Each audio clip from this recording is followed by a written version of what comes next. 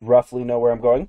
But so for question relativity part 2 for this podcast, what if we had an artificial asteroid that was on a trajectory that bounced between the Mars and Earth in elliptical orbit, in an orbit that could potentially be used where once it was passing by Earth, you just fill it up with people, and then you have a massive space station / asteroid that's taking you to Mars, and then when you get to Mars, you just hop out.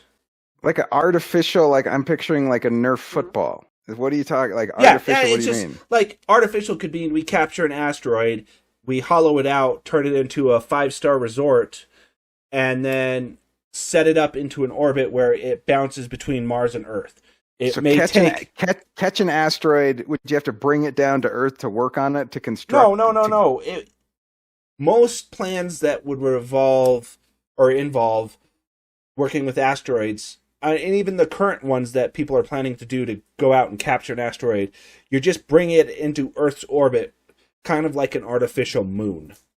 And then you're sending stuff up to that, because just like with anything, if it's in the orbit of the Earth, it's going to stay in that orbit as long as it doesn't get too close and doesn't start getting pulled down by gravity.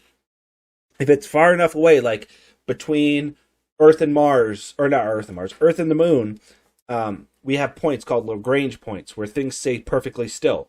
You could theoretically park an asteroid there and it would always be there. Wouldn't move, wouldn't do anything.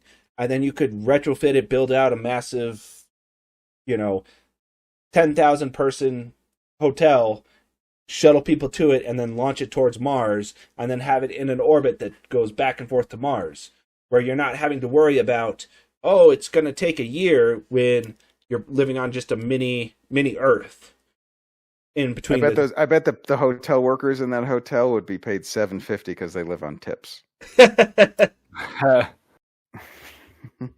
Well, that's not a bad idea if you could functionally make it happen. But see, and I don't know. I'm assuming. I mean, it's very similar to what you're saying. You would just have to have an orbit that goes between Earth and Mars. I don't think it would be very efficient, and you would probably have to have multiple ones. But I mean, that's the whole point of question relativity. It's to pose questions that are not exactly, that have imagination put behind them. Like, we're not based in reality. We don't know the orbital mechanics. We don't know a ton of things related to space. We're just amateur enjoyers of space at this point. Right. Yeah, so, don't take anything we say for fact, because that'll be a bad move on your part. What? I've already started. Oh my god! Now you. So we were spitballing this whole time. I mean, that's the whole point of question relativity. It was to pose questions that we think. Obviously, we understand that there are pros and cons, and more likely cons than not. But it was never to.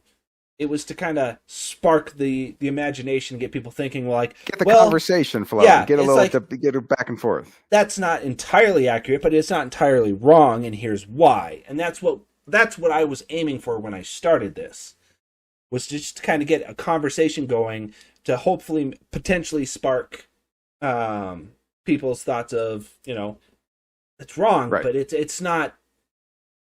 Somebody with a little more knowledge. Here's how it would work. I see where you're going. This is how you would accomplish what you're talking about. When Neil deGrasse Tyson listens to our show and he says, "Hey, that's not the worst idea I've ever heard."